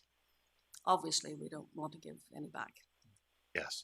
Anything, as always, anything our staff can help with and partner with to help you along, please let us know. We sure will. And I would like to thank Mr. Stevenson and Ms. Day. They've been incredible partners in working through all of the issues we had last spring. And we really worked very closely together and mirrored each other in what we were doing and stopping every spending in every part of the budget. So thank you very much for your partnership and the way we could work together. Real quick, I just want to follow up. It has nothing to do with this money particularly, but I just want to, if I had my druthers, I'd like kids to be in school, but that's not a decision that we make. And I know there's so many other factors that are going on and so many decisions that you have to make. I just want to thank you, your staff, teachers. I know teachers are working incredibly hard. I'm worried about teachers a little bit because I think they're putting in a lot of hours trying to figure out how to do all this virtually. This is all new and don't know how long it's going to happen. And they've brought their, the teachers have always brought work home. I say I would like to meet the first teacher that stayed after they were supposed to and took work home, because as they've done more and more, the expectation has grown more and more. And so I just want to say thank you to them for all that they're doing, and to the students as well, because this is a very tough time. And I was telling Dr. Worley about my own daughters who are in college and having everything online, and they're struggling. So I hope we can settle this sooner rather than later. But I know that you all are always having to step back and punt and get a new game plan, and I know it's not easy. So thank you, and I appreciate all of you that are here this evening. Thank you very much, and thank you for your public support of teachers and staff. I can't tell you how much that means to us as a school community. Thank you. And one last thing, might not be able to do it. Of course, if I don't talk about the seat belts, and if we can put those in, it would be I know the new buses are supposedly the electric ones will be covered with seat belts, so that'll be great. So some of the old ones, while we're not using them, might be a time to look at that as well. We'll certainly look at it, but Mr. Hipple, just for you, the electric buses will have seat belts. That's right. I heard that. That's great news. Well, I'm glad to hear about the electric school buses. Just to make you aware, I am going to ask in board comments. I thought Ms. Sadler brought up a very good point about accidents that she, there haven't that we know of been out, and so I'm going to ask if there's a way that we can get some information on some traffic statistics while schools have been out, because I think there are some safety areas in our county that we need to continue to address, that where we don't have lights and that type of thing. So I just didn't want to throw you off guard if you heard something later. So thank you. Other questions? That I'll move it. Have a motion? Mr. McGlennon? Aye. Ms. Sadler? Aye. Ripple? Aye. Ms. Larson? Aye. Mr. Eisenhower? Aye. Motion carries. Okay, we now move to contract award to West Stream Restoration, $343,486. Mr. Cook. Chairman, members of the board, good evening again. Tonight you have for your consideration, and have a slide. You have for your consideration the restoration of a stream channel in the Toano area. The graphic shows the location of the stream, which begins at the culvert that drains Richmond Road near its intersection with Forge Road, and continues downstream under Depot Street and ends at the CSX railroad tracks. Project includes restoration of approximately 695 linear feet of eroded stream channel and replacement of the existing undersized culvert under Depot Street. The goal of the project is to create a channel with a stable pattern, profile, and dimensions, and to stabilize actively eroding stream banks.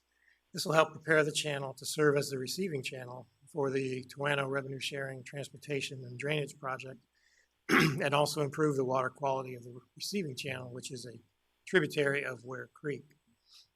Project proposes to address erosion problems by stabilizing the eroding stream channel using natural channel design principles such as log and boulder step pools and log veins.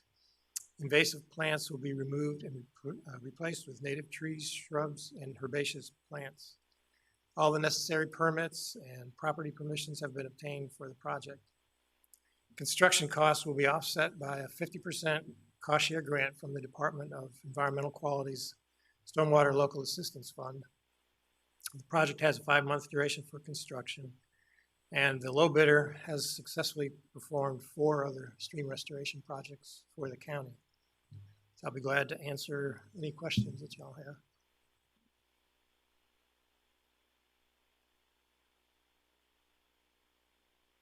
Okay. For discussion, Moved. Stevens, call the roll, please.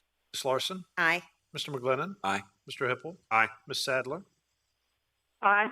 Mr. Eisenhower? Aye. Motion carries. Okay.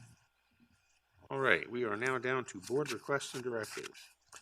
I'll just make 2 quick points. Both events that I attended this past Saturday, attended an event sponsored by the Daughters of the American Revolution honoring Mr. Cliff Curtin for the Ojima Memorial that exists along Jamestown Road, which has over the years become a lot more professional looking and attractive than, and he has been a very active participant in the community, not just in that particular area, but also over the years worked hard to try to maintain what was once the dam at Lake Powell, pushing wheelbarrows full of rocks down there to try to keep it in place. And so I congratulate him on that. And to salute our Clean County Commission and the 7th annual Recycling Expo, which they put on in the middle of a downpour. It is just remarkable how challenged they've been in the last year or so from the weather, but how they keep on showing up and making the case to our citizens about how important it is to recycle, reuse, reduce, and to keep the county clean. And so I thank them very much for all the hard work they put in there, and I'm sure Norman appreciates all the support that she gets. And I thank you. I was out of town for, so I appreciate you attending those 2 events, and very good events that they were. I wanted to go back to one thing that was said during public comment regarding a certain project had not received a passing inspection since February. To follow up on that, I just want to make sure that the why of that, and is that what we allow for others as well? Because if you're going to have a rule and you're not going to follow it, but there's no, and there could be extenuating circumstances, so I don't know. But I would want to make sure that if we're allowing one person to do that, then we're certainly allowing another, or we're allowing no one to do that. So just to follow up on that. I was interested to know if there was any way that James City County Police could take places where we might see the top 3 traffic incidences in our county to see if schools have any impact on that, and if we've seen a dramatic drop while schools have been virtual. I know there's been a cry about a light out at Jolly Pond in Centerville that we've, and I don't know, maybe there's not a lot of accidents there, but if there have been accidents there, but there haven't been because both those schools have been virtual, I would be curious to know that. I know that Ms. Sadler said earlier that she hadn't heard. And then I don't know if there's even been a little bit of a less, I know on the weekends it doesn't seem to be less accidents at Centerville and 5 and Green Springs and 5, but we also get them in the afternoons when school's in session. I don't know, just be curious to know if they if accidents are down or what's going there. It was good to see Mr. Cook. I don't know if I've ever given Mr. Cook a shout out, but Mr. Cook is very helpful to me regarding these little pesky beavers over off the Green Springs Trail. That if you've never seen their dam, Scott went out with me one time and as an engineer said he had never seen quite a beaver dam, that these beavers are quite talented. So they've been very helpful because it has been causing some flooding into the neighborhood and then some a little bit getting onto the roadway. So Mr. Cook has been very helpful there. Just very quickly, Jeff Wassmer with the York County Board of Supervisors yesterday announced his resignation from their board effective immediately. He sold his home in York County. He was married over the weekend and he is moving to Richmond. So, but I did just publicly, he has been the chair of the Tourism Council since we started. And it's been a lot of work and it's not always been an easy road. And I just want to thank him for that and all the efforts that he's put into that. And I don't know who York will put in his place, but anyway, yeah, that's the news there. That didn't drive him out of town.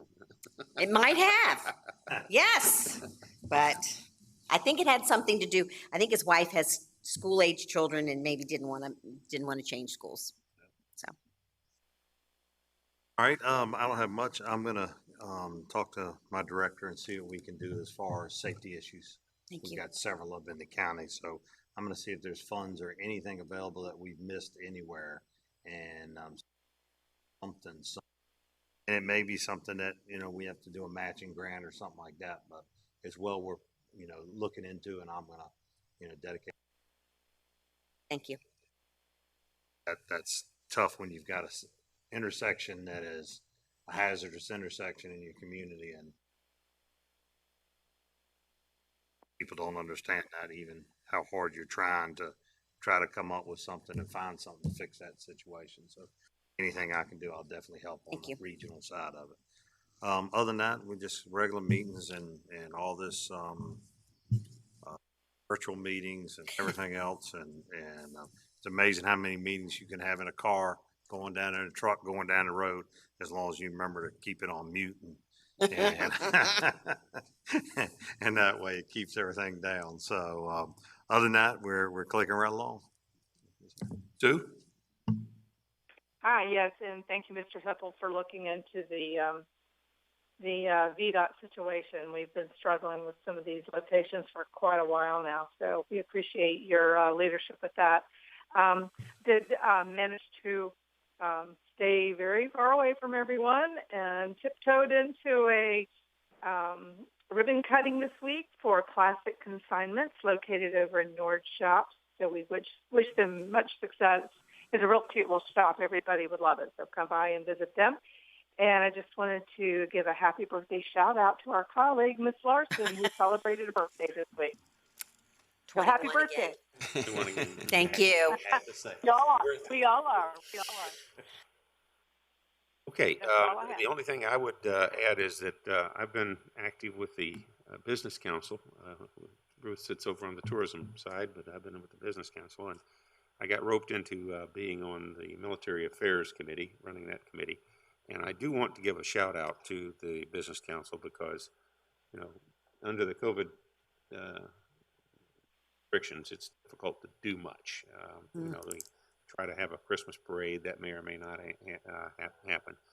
But we had a committee member do a GoFundMe fundraiser, and between the fundraiser and the Business Council, we've raised enough money to send, I believe, 12 young enlisted folks from our two bases, the Coast Guard and the Navy base, to give them $300 apiece for going home for the holidays, spending cash.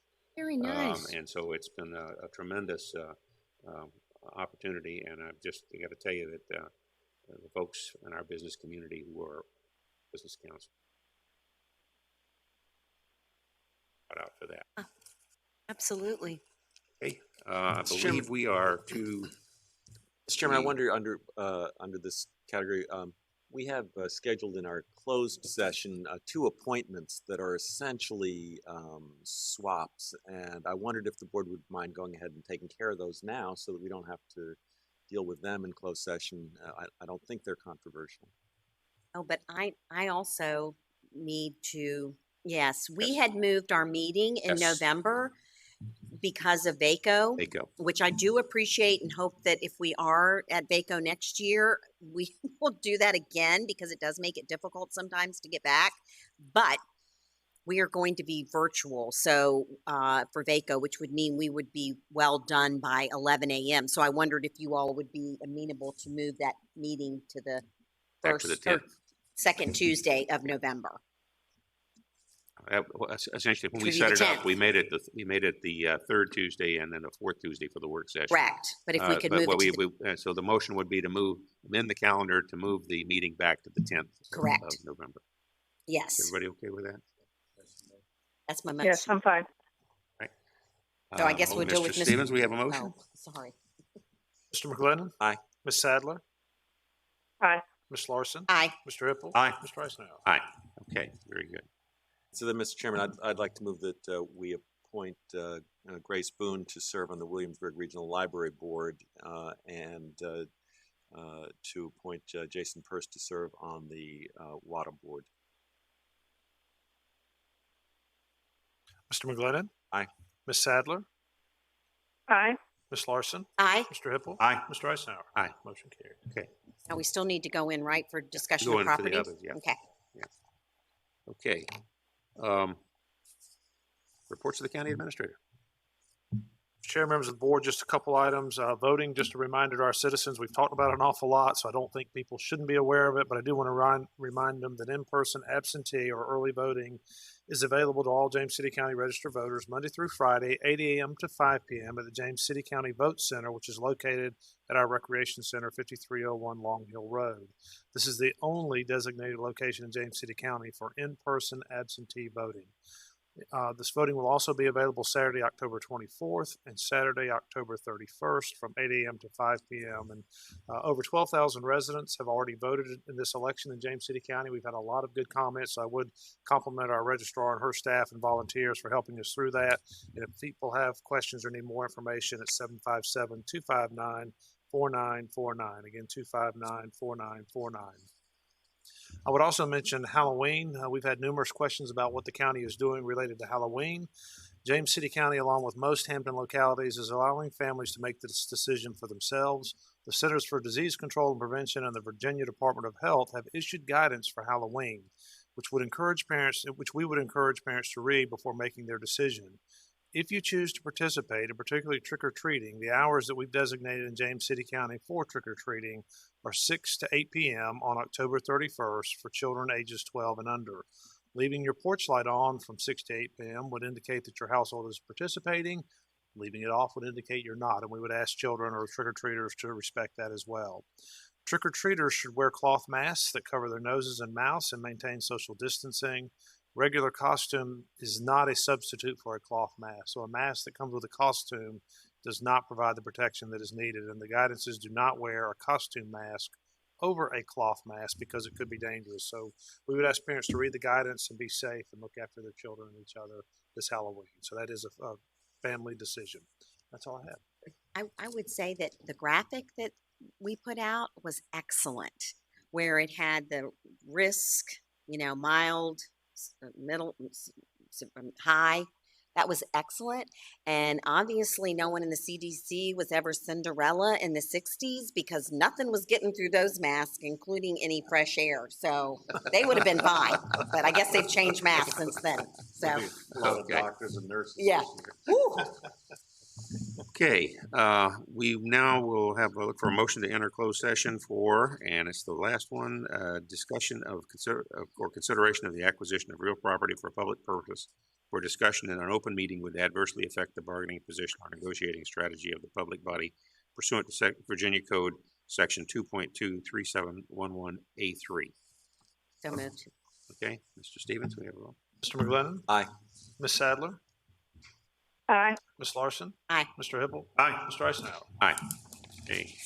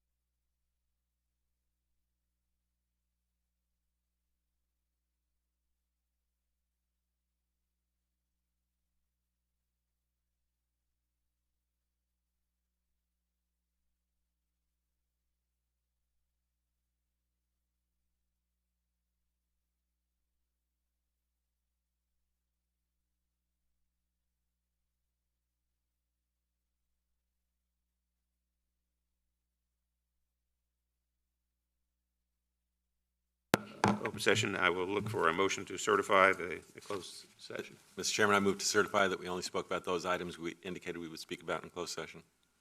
Stevens? Mr. McGlennon? Aye. Ms. Sadler? Aye. Ms. Larson? Aye. Mr. Hippel? Aye. Mr. Eisenhower? Aye. Okay, so that takes us to adjournment. We will look for a motion to adjourn until 4 p.m. on October 27th for the work session. Motion? Mr. Stevens? Mr. McGlennon? Aye. Ms. Sadler? Aye. Ms. Larson? Aye. Mr. Hippel? Aye. Mr. Eisenhower? Aye.